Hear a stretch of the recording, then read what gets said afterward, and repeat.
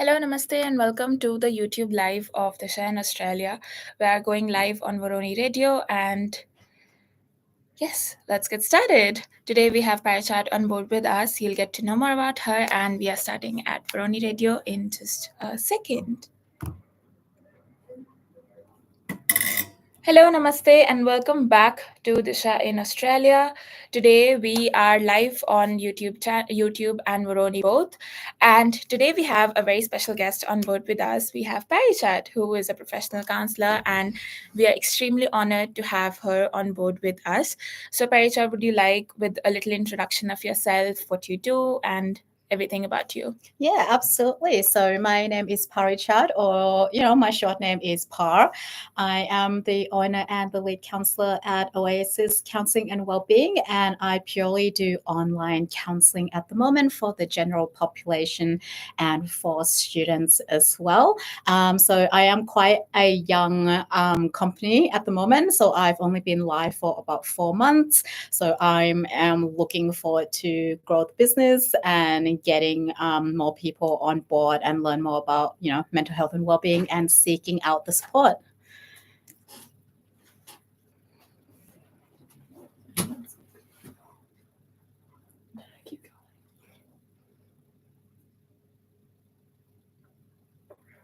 Do you just talk a little closer? I think we're just struggling to hear you a bit Closer to the mic. Oh, okay. Yeah, thank you. Okay, thank you so much for the introduction, Barry. And we are so excited to have you at Disha in Australia today. And it's been a pleasure to have a woman who is in business, because that's a huge thing. And running your business and being a powerful lady, how does that feel?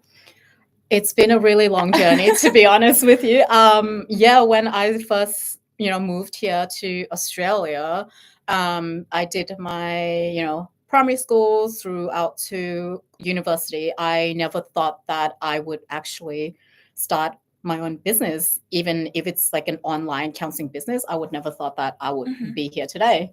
Yeah. Really? Mm. And what gave you an inspiration to start your business? Yeah, so I wanted to start Oasis Counseling and Wellbeing because as my experience as an immigrant that moved here when I was 10, going through all the schooling, and then eventually I did my bachelor in psychology, and then I did my master in counseling. And also I had the opportunity to work at the university that I was at as well. That kind of gave me that inspiration to wanting to support students more, give them more access to mental health and well-being support, because all students go through so much struggles, and I just feel like they deserve more support and help. So here I am, making another services. Yeah. Hopefully it will be more accessible for them. That's very thoughtful of you. And choosing psychology in itself, which is a very unconventional field, Absolutely. and it's a very growing field, especially because I'm also from Asia. So being an Indian from South Asia, it's a very new field, and I could say very bluntly that before 2019, even I wasn't aware how psychology works, what is psychology or whatever. But it's a very growing field. It's super new. It's the youngest science, and it is still revolving around the stigmas that has been surrounded, and just breaking all the stereotypes and increasing the participation of people now. So it's like a field that is still growing but is very unconventional, as we say. So how did you go to psychology? Yeah, as you mentioned, the stigma around psychology, and also the unconventionality surrounding us, especially from Asian background, as you said, it is very unconventional. My parents and my family, I don't know any of them that did psychology or mention the word psychology. So it was very foreign. And what made me choose to step into this field was when I was in college. So it was about in year 11, year 12 here in Australia. I struggle even more, that's when I kind of take notice of like, okay, something is going on. I wasn't sure what. And then my geography teacher, he was such a sweetheart. He said, why don't you go speak with a school psychologist? Yeah. And that's what I did. And that's kind of opened a can of worm for me to like wanting to find out more of what the heck this psychology, mental health thing is. Because as a child, we weren't exposed to any of this. No one talked about it. No one actually talked about mental health too. Exactly. And especially when I moved here as well, it was back in like 2001, 2002. That was still quite a time where, people like mental health care doesn't exist. You are just, not trying hard enough. True. And that was the case of it back then. Yeah. And the thing that psychology is now, people actually know what psychology is. But if we think about the same thing like 10 years ago, I really don't know if there was anything about psychology related in India, like, or in the Asian countries, about like how mental health works. And there's always been one thing, it's just in your mind. Yeah. And it will go away if you start practicing a healthy lifestyle. And that actually made people like pile up their emotions over and over. And that was such a big factor in people having so many health issues like diabetes and stuff, which went to their unhealthy lifestyle. But no one actually cared how much pressure was on the brain, suicidal rates and everything. Like, everything was prevalent, and no one was noticing that even mind and your brain and how you feel can also be a very important factor in the things that you are experiencing at the point. Yeah, everything is connected, as I like to say it. Nothing goes unnoticed. Everything in our body, everything's connected. So when you started psychology, how was it back then? In my bachelor degree, when I actually hopped onto my Bachelor of Psychology, I was really nervous of what I'm getting myself into. I said to myself, okay, well, I'm interested in this field. Let's see where it takes. There's a lot of stats units that I looked at my rubric and I was like, oh my gosh, okay, maths. I know. Oh my God. Yeah, but you know what? Stats are helpful in psychology, believe it or not. It really guided me in terms of research, digging up more. But I learned so much throughout my bachelor degree, throughout my teaching staff, throughout my peers as well. Everyone, share their different perspectives, different experiences. And that was very delightful to go through that 3.5-year journey. And then after that, I wasn't sure if I wanted to be a clinical psychologist because, I always had my mindset of like, okay, I'm going to do neuropsychology after my bachelor. But then throughout my undergrad and then working at University of Canberra at Student Centre and also part of the student wellbeing team, I kind of had this spiritual awakening, you could say. I just, a light bulb just lit up in my brain one day and say, oh, I don't think clinical psychology is for me. I think I want to do more something person-centered, more holistic approach. I just want to understand the individual as a whole, not focus too much on their illness. I want them to be able to share their story and journey with them throughout their time with me. That's true. And that's what made me go into Master of Counselling instead. Yeah. That's amazing. And that's such a big thing to notice because you know how we start with something and then you end up at something. Yeah. Because when you start it, you just have like a blurred vision of how it's going to look like. But then you get into it and you try to understand if it's meant for you or not. And that's why we like change our career options, change our likes and dislikes. Like, you might be liking a candy in your childhood and you don't like it anymore because we are growing, we are learning, we are knowing what's actually that defines yourself and Yes. who you are as a Mm. person, and not just blindly following what you have seen other people doing or Mm. following. That's right. So as you mentioned about like a teacher who helped or was a turning stone Yeah. and helped you get into psychology, that is so similar to my experience. Yeah. So I started with psychology in 2019 when there was COVID. Yeah. So that was my year 11 and my first introduction to psychology. And I took psychology. I opened my book. I've read the first page and I was like, I don't want to do this. Yeah. And I wrote this application to change my subject to economics. Thankfully, it was COVID. The application never got to the main office. And I was kept with psychology. And I was like forced to do psychology. Yeah. And my teacher was the person who changed my perspective about psychology. Because before that, I was just reading it and was just having assumptions of how it is and stuff. Yeah. But when she came and shared her experiences, whatever she has learned into a practical knowledge, it changed it. And I fell in love with that subject. And you see, I'm here Yeah. still with psychology. I am so happy for you. So I Yeah. believe that sometimes it's like a catalyst that helps you to get in contact with Yeah. something that is actually meant for you. Yeah, exactly. When you feel like something is clicking and something feels right, you have to go for it. Yeah, And that's like true. you said, yeah, we'll change. Our preferences will change over time. I like to say that, life is not a straight line. We'll have, curves, wiggles, wave. We gotta ride the waves. Yeah, We gotta be the one that's steering. true. And when life throws you lemons, you think them as opportunities and make a lemonade. Exactly. Yeah. That's an opportunity for a lemonade. Yeah, that saying will never get old. It works with everything. Yeah, it does.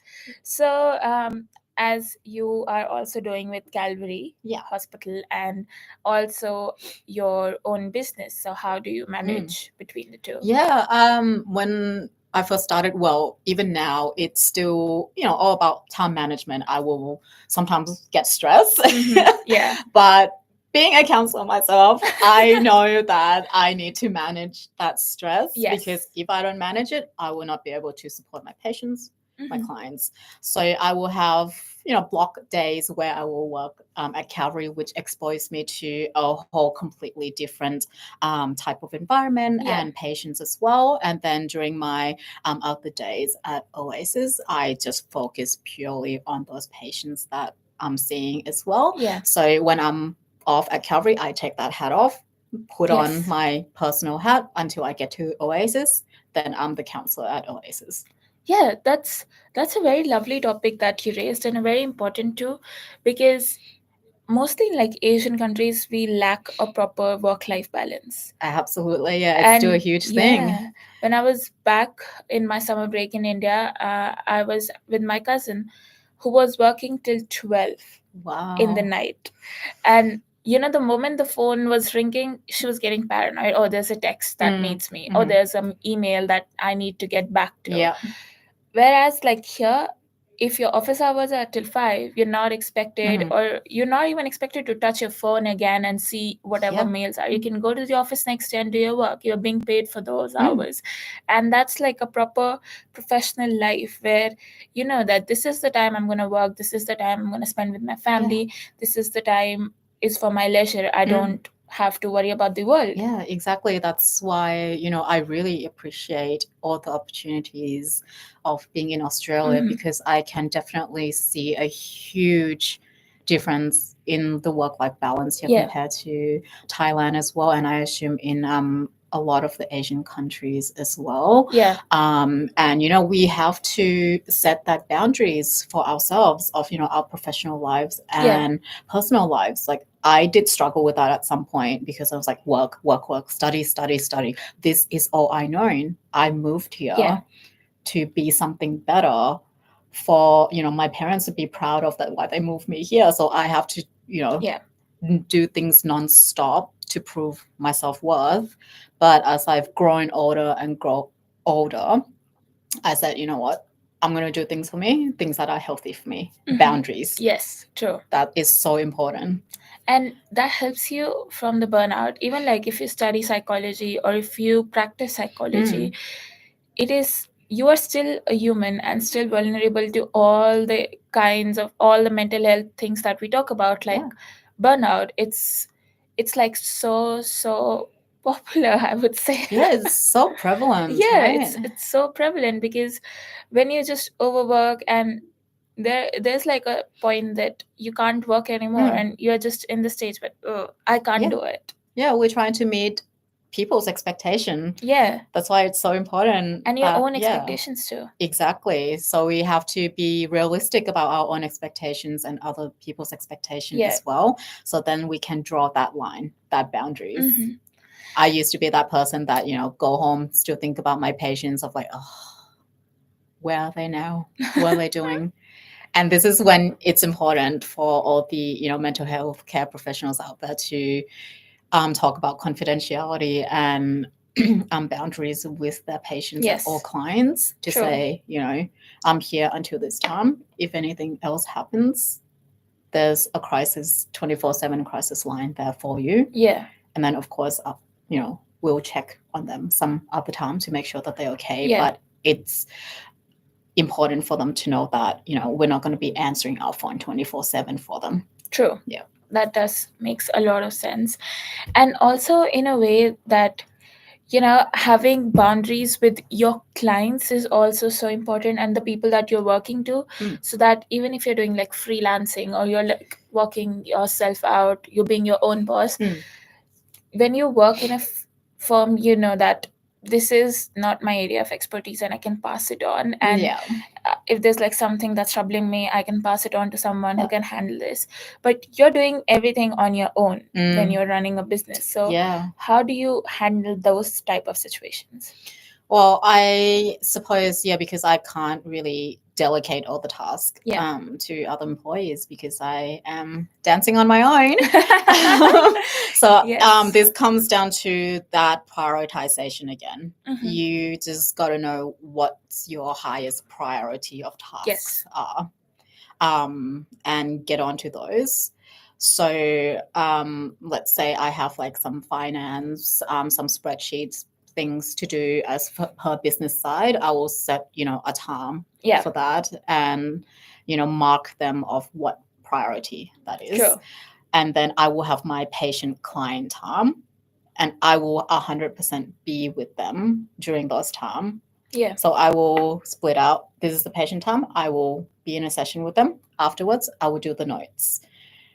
And then all the other times that I'm not seeing my clients, I will do all the other tasks that I would label them per priorities. Yeah. Makes sense. And that's actually a very good way to prioritize and to keep a check on the things that this is important, I gotta do on this. But there must be time when you must be procrastinating certain things. Of course. You can't be perfect every time. Of course, exactly. Perfection, no such thing. No, absolutely. When, counseling, doing, talking to people for 45 minutes to an hour, you can get emotionally drained. Yeah. And you probably heard of vicarious trauma, vicarious emotion. Yeah. So you're carrying your patients or clients' emotional and stories on you. Yeah. So that is so hard to just jump in straight onto another session. Valid. Yeah. So sometimes I'll be like, okay, I'm very diligent with my notes. I will write them at the end of every client's interaction. But sometimes I'm just like, I can't do this right now because I have heard so much. It has been such a heavy stories that I've just heard. I need to take this time out. It's not so much like procrastination, but kind of like, I can't do this right now. I need 10 minutes, 15 minutes before my next session. And then, I'll come back to the notes or whatever at the end of the day when I feel that I'm mentally ready again. Yeah. Yeah.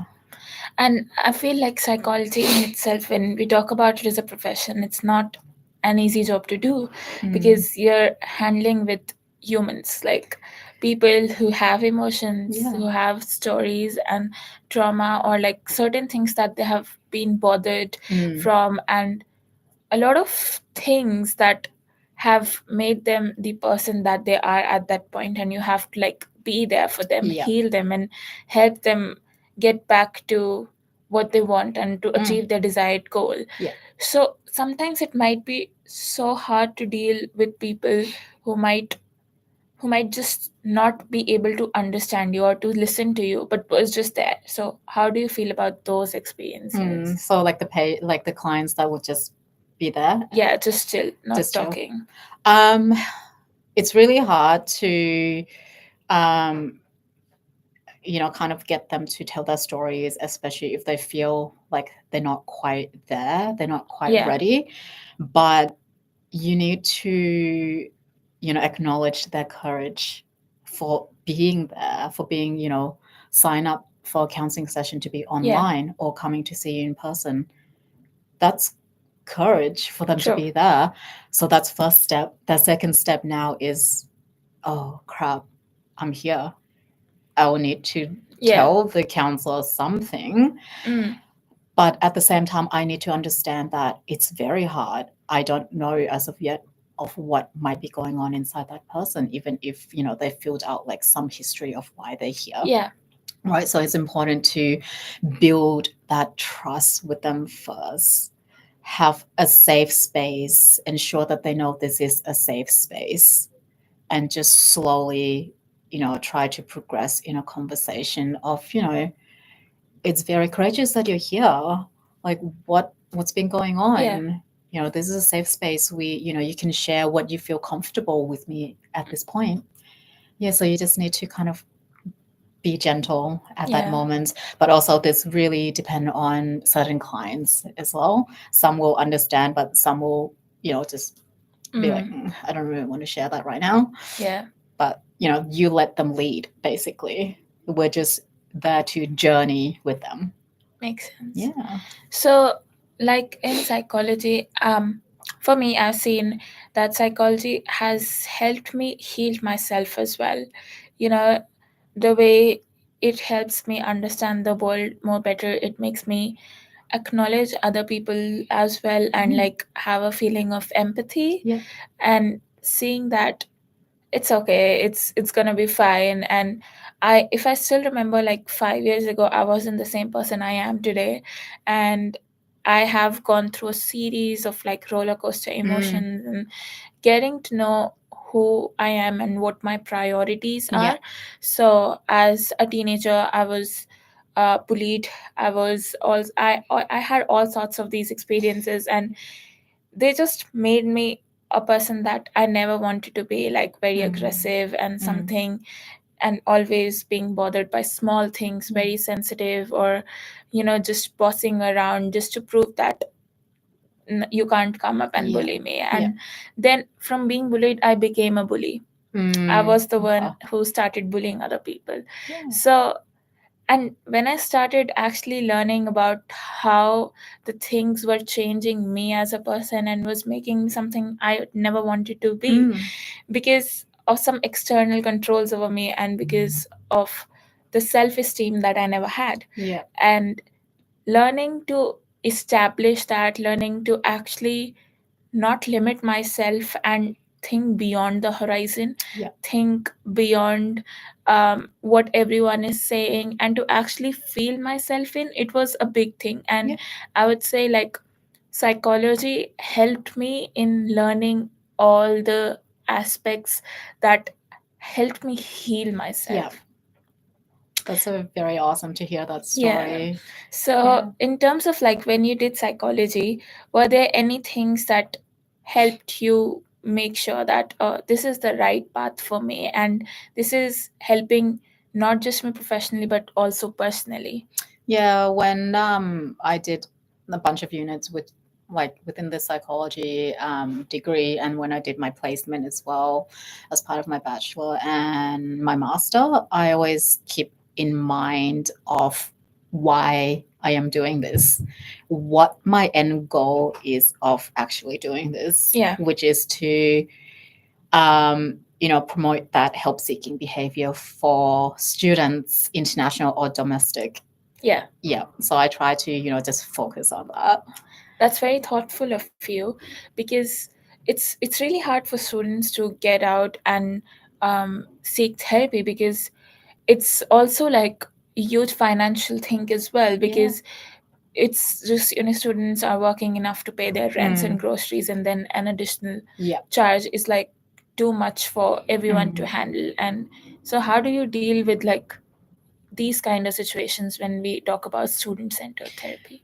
Yeah, students are going through like so much hardships, like international and domestic, and like everything after COVID. During COVID, everything changed, and I understand that at each universities they have their mental health counseling center, which students normally get. I think like around 10 free sessions per year to use. So that's really great that it's there. But I still think students don't fully use the services to the full potential of what it's there for.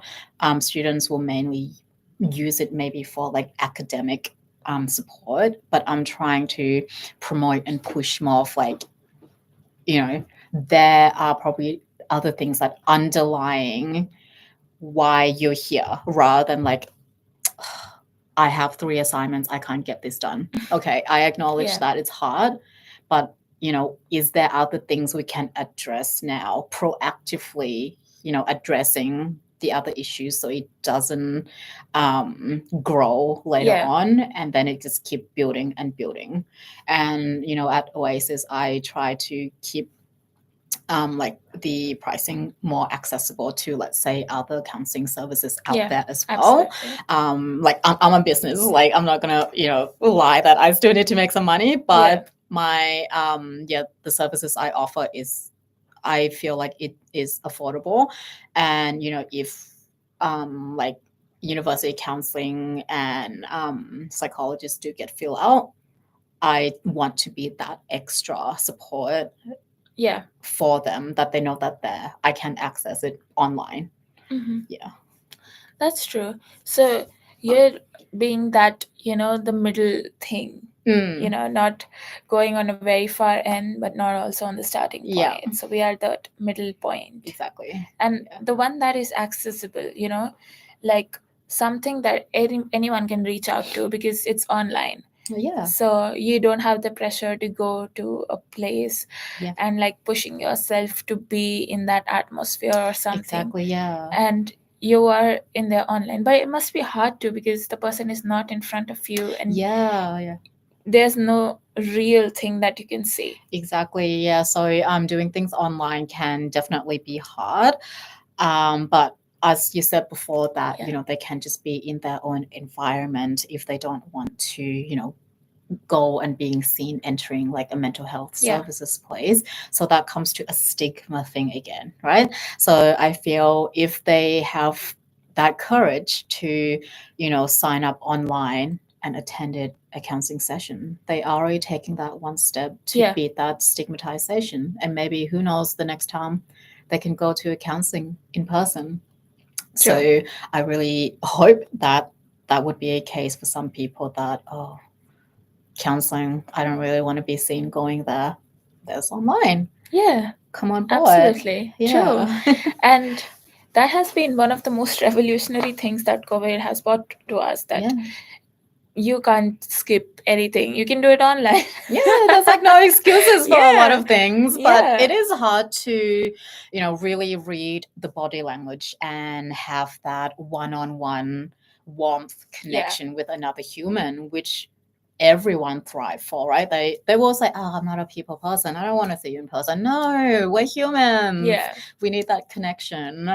And it's easier to establish rapport that way as well.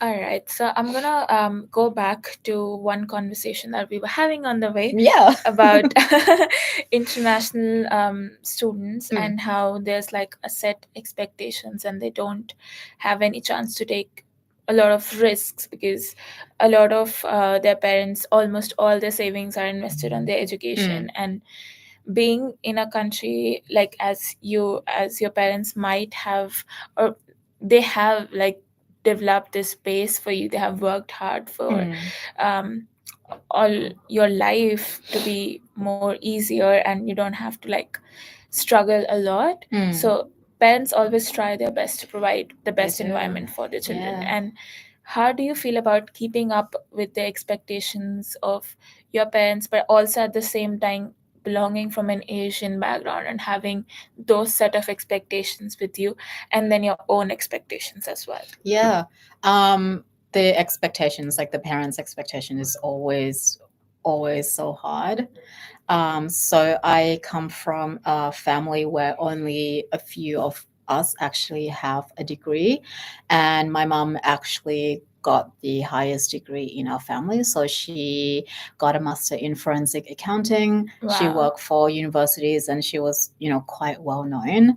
And I always kind of knew that when I was a small child, I would go to her workplaces with her and see how she interact Yeah. with everyone. I was like, wow, I want to be that lady one day. Mm-hmm. And I guess that's, it's set in motion Yeah. when you were a child, when you're exposed to that kind of environment of seeing your parents being work so hard to have what they have. Yeah. And then moving here, trying to give your child a better life.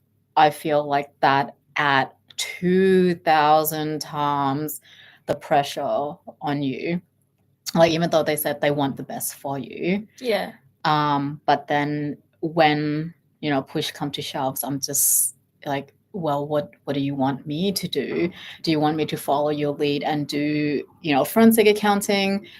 A lot of parents want like engineer, Yeah. doctor, or anything like that. Always the first option. It was so hard on me to actually being successful at schooling. And you know what actually happened when I moved here? Because I have already had that pressure set in. Yeah. I didn't do very well throughout schooling. And like I didn't really know why. So I thought I was just like, oh, Yeah. because I'm Asian, like my English is not good. I'm a little bit ESL and stuff like that. So Yeah. I wasn't aware of the fact that the pressure was eating me alive. Yes. So then when uni comes, this is where I fell off the track of trying to be a good child, like the Yeah. good Asian child of like, okay, finish college, go straight to university. I tried, and then I put it on hold, Yeah. and my mom didn't talk to me for 2 months Oh, okay. because I was like, hey, look, I need to, take the time to Yeah. figure out what's right for me. So I worked for a little while, try to figure out what's right for me. And then eventually I came back to uni and did my bachelor degree in psych. And I was like, this is it. Yeah. And then when I told my mom that, oh, I'm doing my bachelor in psych, she was like, well, what is that? It's just like, just never Yeah. enough in my parents' eyes unless it's what they set up for you. Yeah. But this is my success. And, eventually she came to term with it because I got a degree, well, 2 degrees now, and that's make her happy. So I have to brush off that pressure Yeah. from my parents in the end. I was like, you know what? I am grateful for what you've provided, but I am carving out my own path. And this is my success. True. Yeah. And I feel that's so much important to be highlighted, because you can't always be the person that your parents want you to be, because at the end of the day, it's your life. You have to live with it. Yeah, and you have to be happy with yeah, it. you have to be happy with it. You have to be proud of the career options that you choose. You have to be Exactly. proud of the pathways that you are laying for your life. Yeah, and this is where, like, when I was working at UC, this is where I see so many students, including international and domestic, switching their degree. Exactly. Because they're like, oh, I'm coming in to do engineering and then I asked, oh, do you enjoy engineering? And I was like, no, my parents just want me to do it, but I actually want to do nursing. I was like, oh, wow, okay. Yeah. I've seen so many of my friends doing that, just doing it either because their parents want them to do it, or because that's, according to Google, is the highest paying job. Yes, yep. And if you come to another country, you Yeah. want to make sure you're doing a degree that is going to either get you more points for your PR Or pay you well. or pay you well. And yeah, I have a lot of international student friends that are going through like so much hardship of, you know, even if that degree is on the list, they still have to work for like points. This will get me these points. Now I have to do my professional year, which will cost me like another 10 grand. Like, you know, it's just never stopped. Yeah. And the Yeah. moment you enter, like when I entered, there were so many, like till now also, everyone asked like, so what have you decided? Do you want to stay here or do you want to go back? Or do you reckon you're going to practice your professional career in here? Yeah. And then going back in my summer break, a lot of my relatives Mm. were like, oh, now the future is set. One person from the family is out, so we can send all the kids out. But I never thought that I'm coming here just to be a psychologist in this country. I'm here to learn about cultures, experiences, and to learn from one of the finest university in Australia, and not here to set myself up. Yeah. I'm still exploring. I can't guarantee like other people who are behind me, Yeah. because I'm not responsible for them. We are all supposed to No. create our own pathways, and Exactly. I'll do what my heart would want me to do. Exactly. No, and that's a good mentality of it. Like you know what you want and you're aware Exactly. that, you know, the path could change. Yeah. And this is one thing that I want to like really say over here. Like you don't have to like work with the pressure of your family or relatives or what people will think if you don't end up choosing what they anticipate you to choose. You can have your own story, and it's your story, so you are the main character here. You are the main character. Yeah, you are the main character here. Everyone else is a sidekick who doesn't matter. Exactly. I mean, we will have our main quest, but you will have side quests for most of the day. Yeah. But eye on the prize, you'll Mhm. get to your goal. Yes, I can absolutely. guarantee you will have that resilience. You just have to be persistent and you'll get there. Yeah. Yeah. So now seeing and reflecting your journey and seeing how far you have come, how do you feel about it, and how are your parents' expectations now?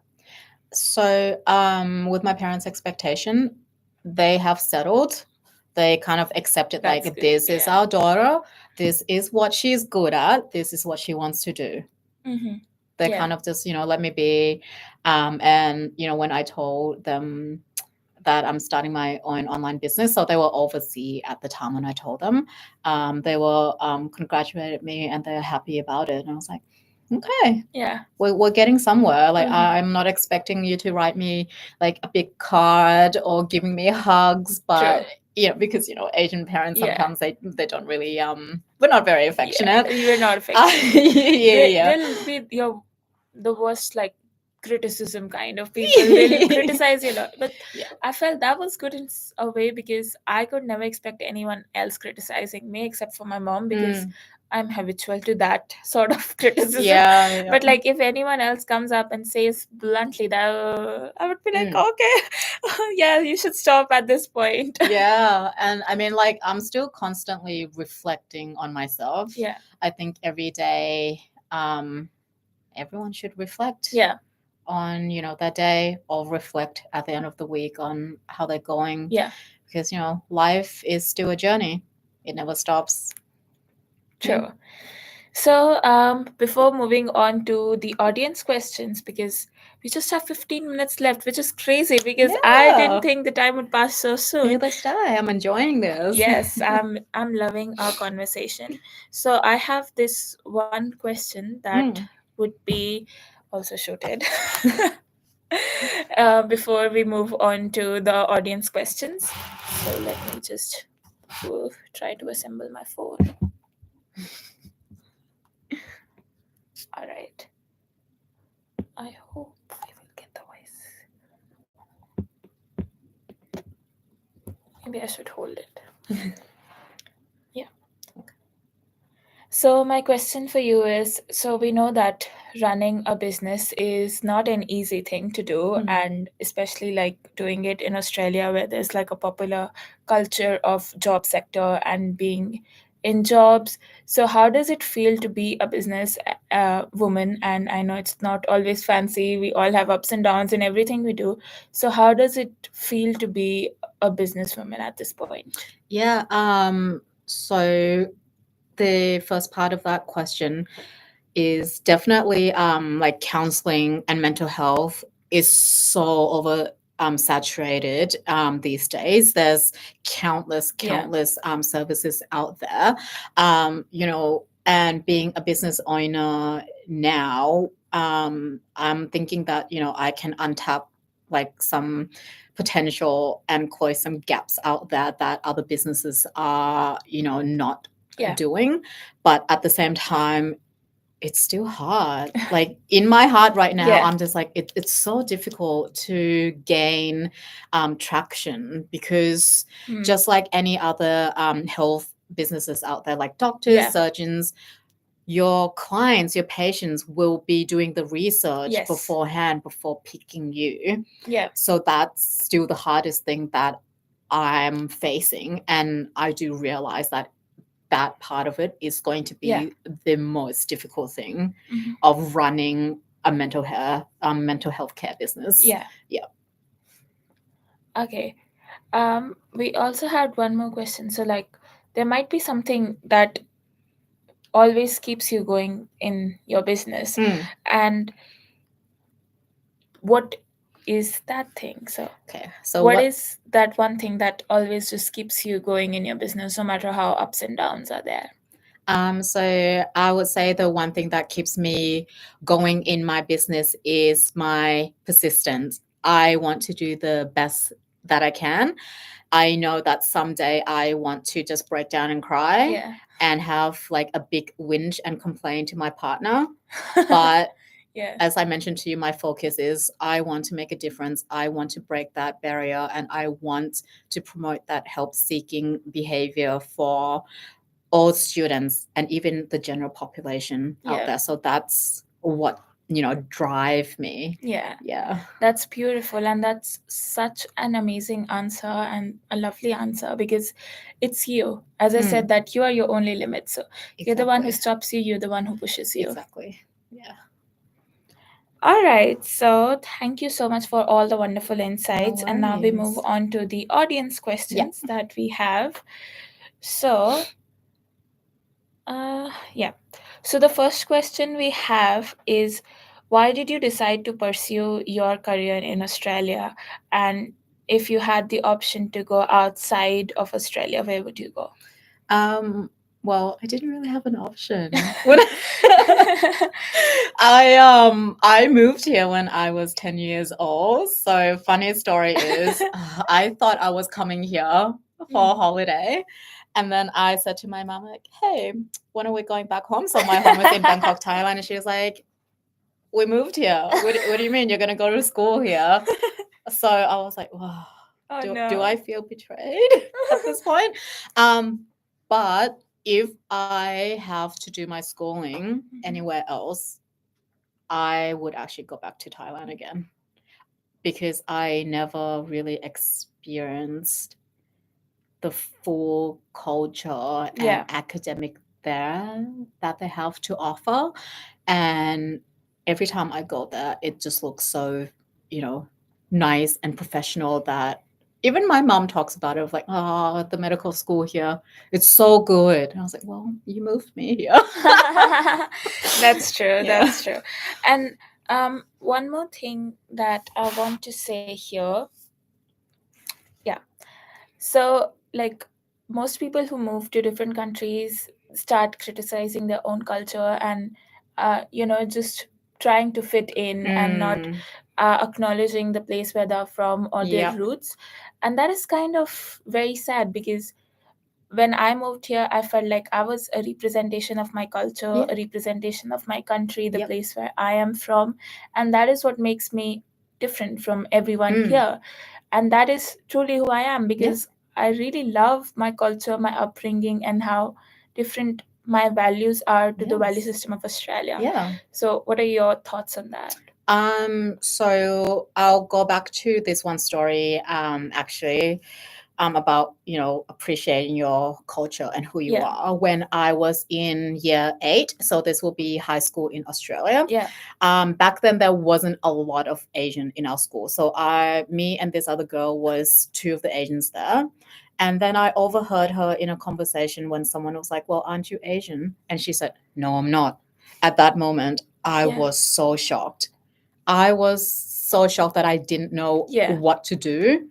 And I was like, whoa, hang on a minute. Like, I'm Asian, but I'm proud Yeah. of my values, my beliefs, True. and my upbringing. And you're out here trying to fit in with the other people and, dismissing your Yeah. own culture and who you are. Exactly. And that was so sad. Like, it was hard for me to fit in back then, but I never gave up my beliefs and values and my culture to fit in with the Australian culture, Yeah. because I integrate both culture. Yes, exactly. When I meet someone, I was like, okay, I'm learning something from them.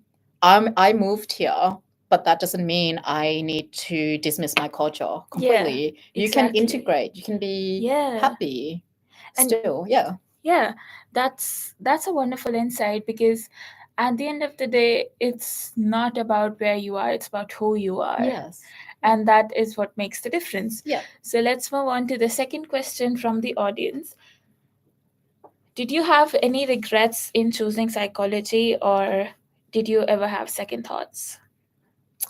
I would say I did while I was, in my bachelor degree, because as you probably know, there's so many pathways that you have to go to be a register, Yeah. be a clinical psychologist, and so on. So I think it was around like maybe my second year. I was trying to get my shit together. Let's just say it as that. I was like, oh crap! Like, was this the right path? Like, do I want to do this anymore? Because there's just so many pathway, and it was just so, confusing, especially if you don't have anyone to really explain to you of what all this means and what the implications are for taking each path.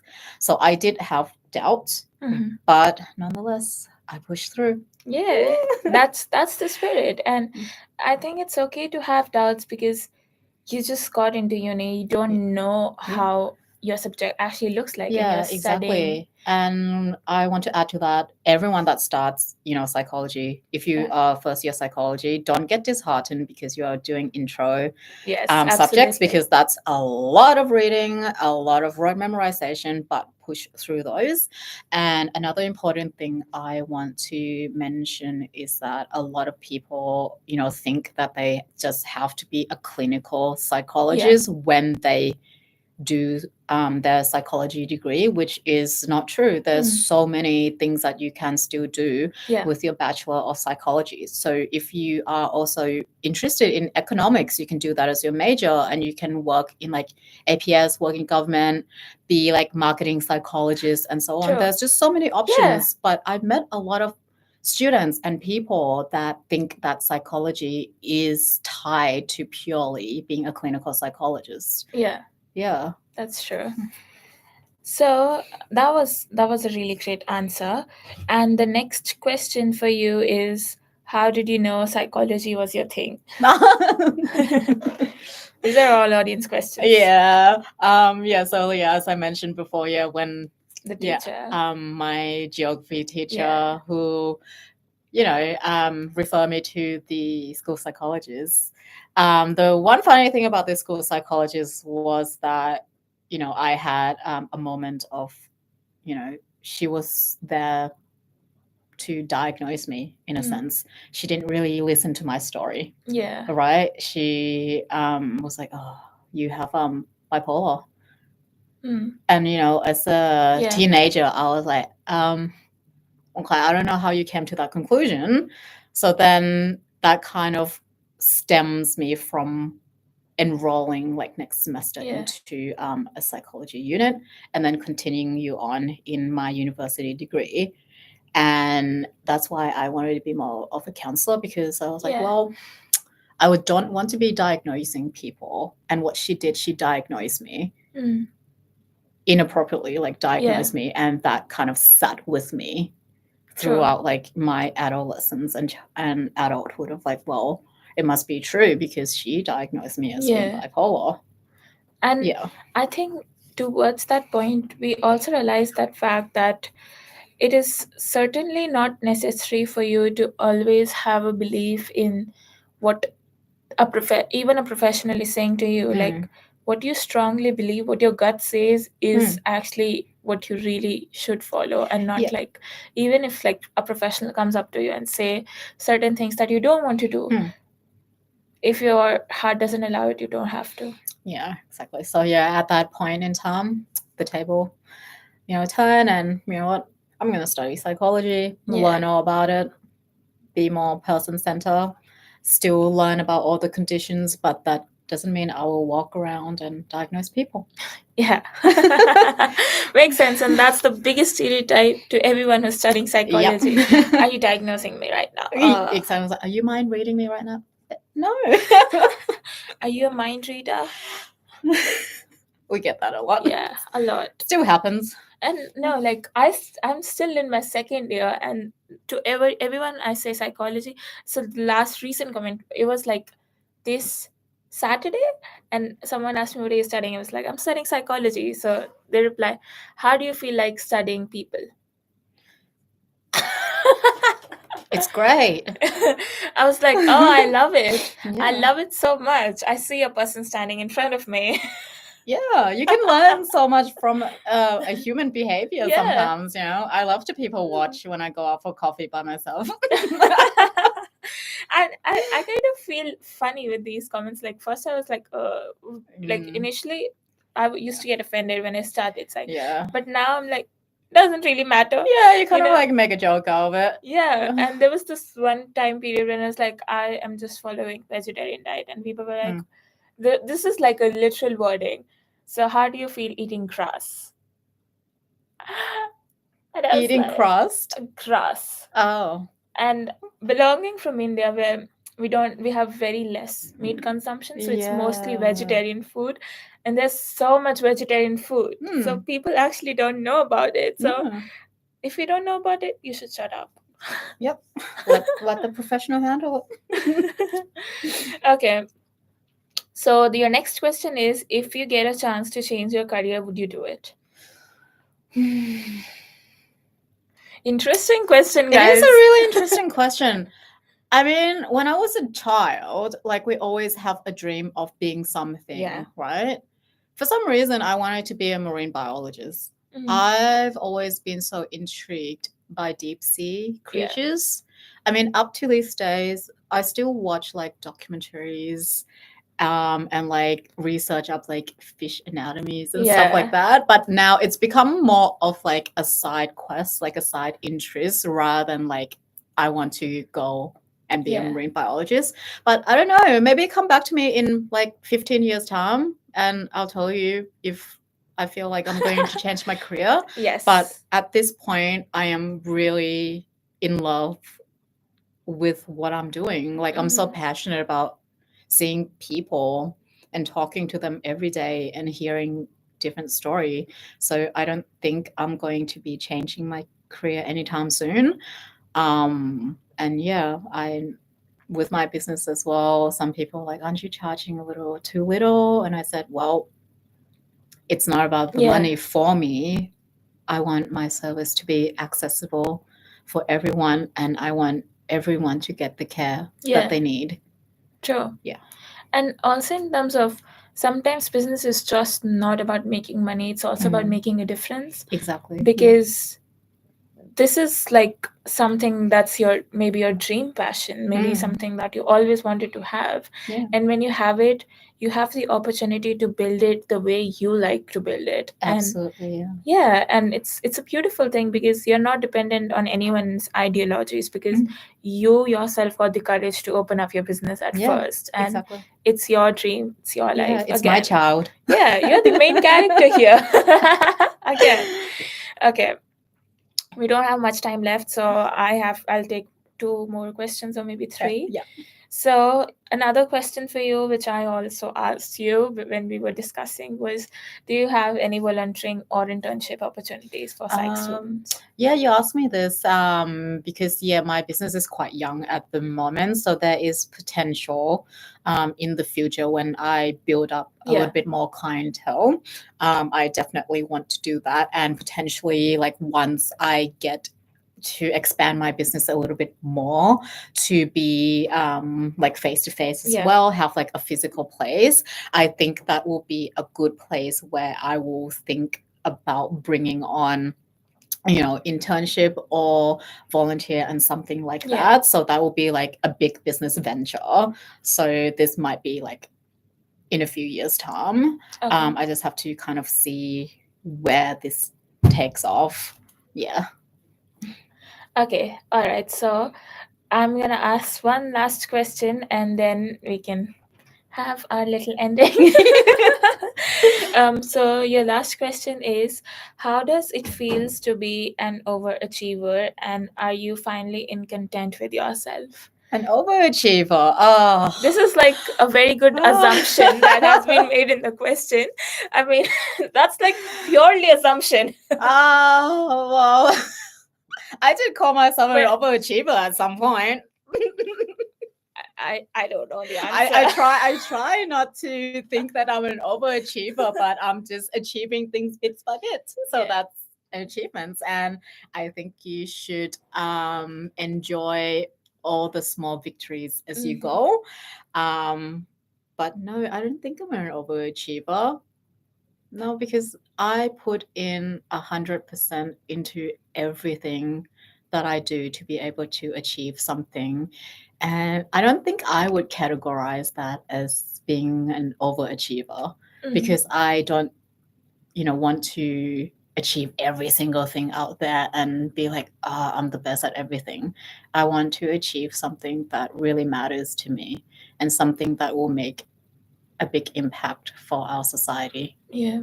Yeah. And do you also feel like sometimes when you get into some particular pathway, everyone tries to limit you, and you yourself tries to limit you and put you into boxes.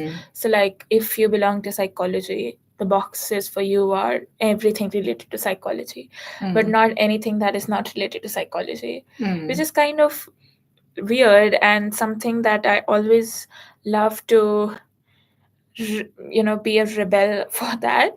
Because I feel like whatever my previous interests are, they won't fade away. No. They would always stay with me. Yeah. Like my passion for public speaking since the beginning. Yeah.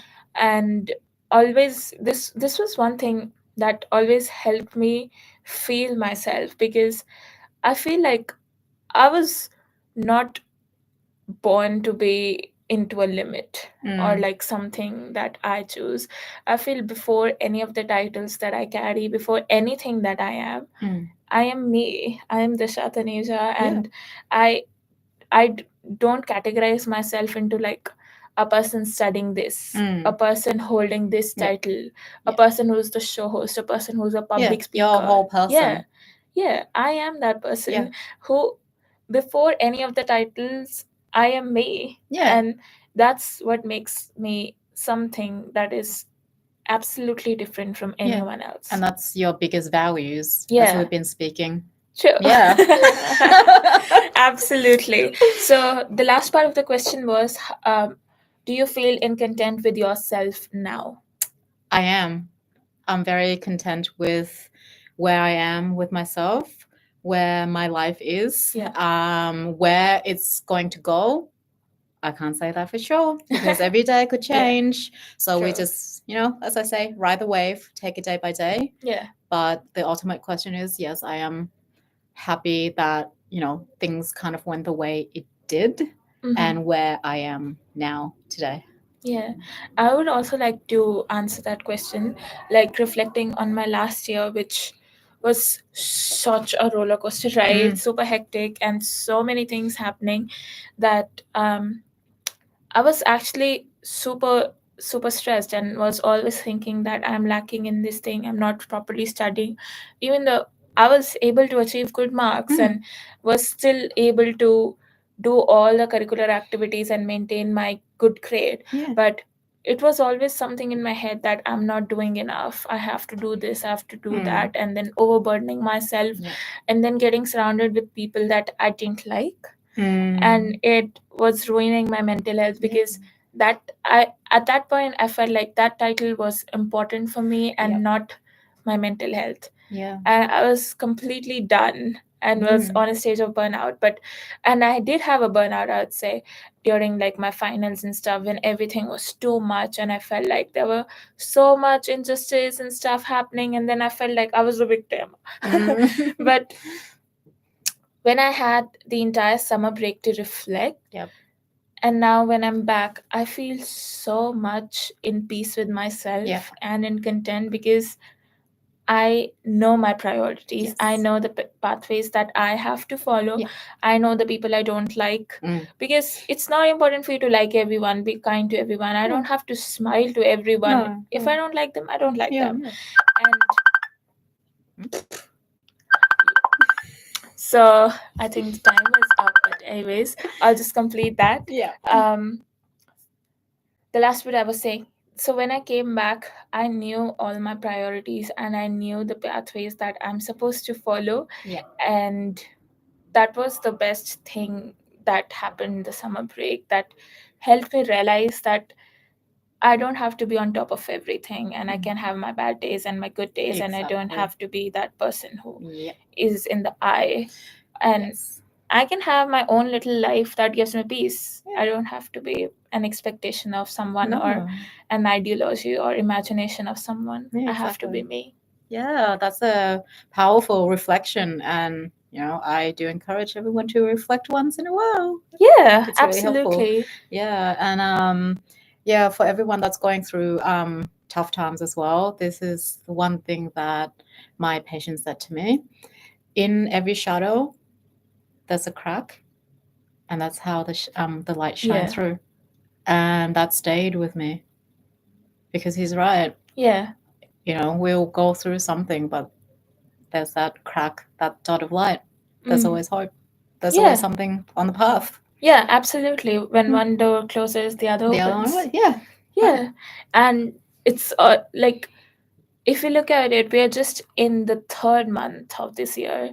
So that's your experience, and there are so many months left for your opportunities to come by. There's still the rest of the year to go. Yeah. Who knows what might happen? Yeah, who might know what could happen? Exactly. And yeah, that was a very insightful conversation, and I'm super grateful and super honored. Thank you so much for coming to my show. And how do you feel about being on the radio thank you so show? much for having me on your show. I'm really grateful to be here and share my experience in a few words. I'm ecstatic to be here. I'm sad that it's closing down. I'm going home. Yay! But I still really want to thank you, because we were on the call for a collaboration with PsychSoc, and see where we are. Yeah. Thank you so much to everyone who has tuned in today, and thank you for sending in all the interesting questions. Unfortunately, we couldn't answer all of them, but we tried our best, and they were very interesting questions. Yeah, they are definitely interesting questions. Love really make me them. think. Yeah. Well, thank you everyone for sending your questions through. Yeah, if you have any questions, like any burning questions, definitely hit up my Instagram page, and I'll do my best to get back to you. And I also have blogs on my website as well. If you feel like you need some resources, if you are unsure, if you want to, speak to a counselor, I try my best to put things up there for everyone. Yeah.